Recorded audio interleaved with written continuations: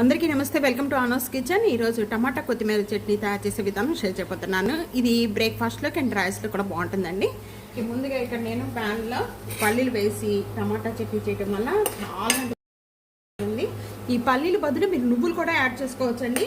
మూడు టమాటాలకి ఒక half cup అనేది కొత్తిమీర, ఇంకా వేగిపోయిన పల్లీలన్నీ కూడా నేను ఇక్కడ ఒక బౌల్లోకి యాడ్ చేసేస్తున్నాను. సేమ్ 1 కప్ అనేది మనం హాఫ్ టేబుల్ స్పూన్ జీరా యాడ్ చేస్తున్నాను. వీటితో పాటే ఇక్కడ పచ్చిమిర్చి అండి, నేను కారానికి బట్టి ఇంత తీసుకోండి మీరు. పచ్చిమిర్చి అనేది ఒక 5 లెక్క చేస్తున్నాను.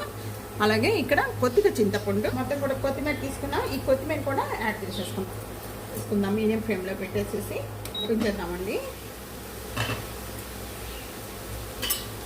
ఎంత ఒకసారి బాగా కలిపేసుకున్నాము. టమాటా బాగా మగ్గిపోయింది. టమాటా ఈ విధంగా మగ్గిపోయిన వెంటనే కూడా ఇక్కడ నేను ఒక హాఫ్ టేబుల్ స్పూన్ పసుపు యాడ్ చేస్తున్నాను, 1 టేబుల్ స్పూన్ సాల్ట్ యాడ్ చేస్తున్నాను. అలాగే వీటితో పాటు ఇక్కడ 4 వెల్లుల్లిపాయ రేపలు పోయిన తర్వాత మిక్సీ జార్లో వేసుకొని మెత్తగా చేసుకోవాలి. ఇంకా పల్లీలన్నీ కూడా మిక్సీ జార్లో యాడ్ చేసేసుకొని ఇవి మెత్తగా చేసేసుకోవాలండి. ఇక్కడ పల్లీలు అంతా కూడా ఈ విధంగా మెత్తగా చేసుకున్న పౌడర్లో ఇవి కూడా యాడ్ చేసేసుకొని మెత్తగా బాగా చల్లారిపోయినాయి.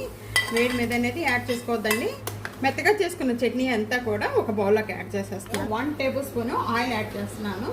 ఆయిల్ బాగా కాగిపోయిన వెంటనే కూడా ఒక్క ఎండుమిర్చి అండి, మినపప్పు, జీరా, ఆవాలు అన్నీ కూడా బాగా వేగిపోయిన వెంటనే కూడా కొద్ది కరివేపాకు యాడ్. ముందుగా మనం పచ్చడి తయారు చేసి పెట్టుకున్న దాంట్లో ఈ తాలింపు అంతా కూడా యాడ్ చేసేస్తున్నాను. ఇదే విధంగా ట్రై చేసి మీకు ఎలా ఉందనేది కామెంట్స్లో తెలియజేయండి. వీడియో నచ్చితే కనుక ఫ్యామిలీకి, ఫ్రెండ్స్కి వీడియోని షేర్ చేసి వీడియోని లైక్ చేస్తూ ఉండండి. ఈ ఆనోస్ కిచెన్ సబ్స్క్రైబ్ చేసుకోవడం అస్సలు మర్చిపోవద్దు. Thank you for watching.